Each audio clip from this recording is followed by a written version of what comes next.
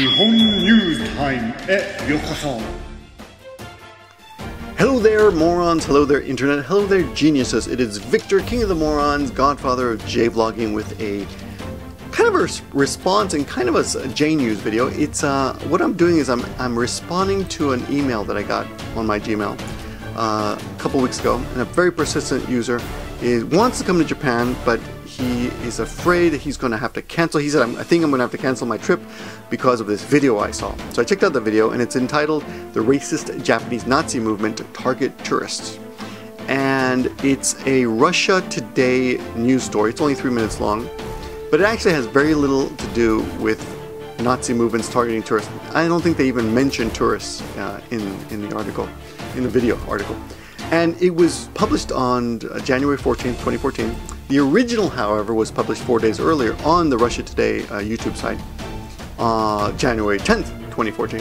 And the original title is "New Nationalism, Far-Right Voices Get Louder in Japan," which, as you can see, is much less inflammatory than the guy who ripped it off. And too bad for the guy who ripped it off. I think he was trying to get more views with that title, but he's only got about, 6,158 views, and the original has 59,072 views. Now, if you watch the video, you can see this really has nothing to do with tourists, and if you are a tourist and you want to come to Japan, don't worry about it. There's nothing really to worry about. Japan is a great country when it comes to tourism, at least. Very rarely will you have any problems here. People are very friendly, very welcoming, very eager to get to know you and meet you and help you out if you ask someone for directions. They'll basically take your hand and take you to where you want to go. It's amazing in that respect. Though, if you open up a map, though, this is my personal experience, if you open up a map, at least in Nagoya, which is a pretty big city, people will not approach you and ask you if you need help. Though, when I went to Korea and I did this, people jumped on me like, "Oh, I can help you." Like, "Well, let me help you." So, of course, it's my personal experience, not a scientific survey. You may have, if you have different experiences, please leave them in the comments. It's always interesting to know. That's how we learn things. Anyway, the article, the video though, does have to do with the fact that the nationalism is growing in Japan.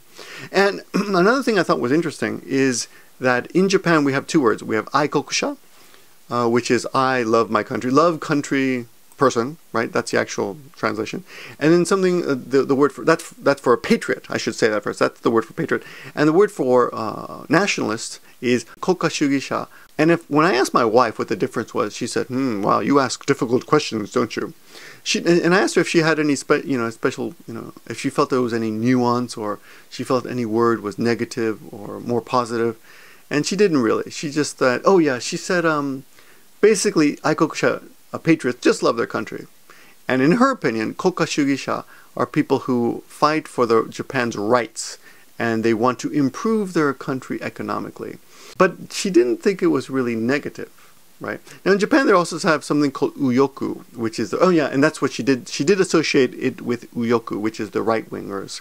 And they're kind of scary. They have these big black trucks that they drive around with this kind of flag on it, which some of you may recognize. As, this is the traditional flag. It's called, there's actually a name for it. I have to look it up. It's Juroku Jo Kyokujitsu. And it's not the flag that they fly normally. This is the flag that represents basically the right wing. And it's originally, I think, a naval flag flown on the naval ships in Japan. Even today, maybe. Yeah, pretty sure even today.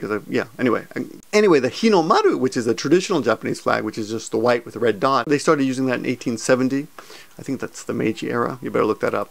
But that's what they usually, when we have like a national day here or some national holiday, people fly the flag there. That's the other thing that's interesting about Japan. It's not like they're not a bunch of flag wavers like in America. You're like, yay, America. In Japan, not really. Which is something that I kind of think is kind of sad, because from my impression is that one of the reasons is because a lot of Japanese see themselves as instigators during World War II, and they feel kind of guilty, and so they're not real proud of the flag, which I think it's a shame, because it's been a long time.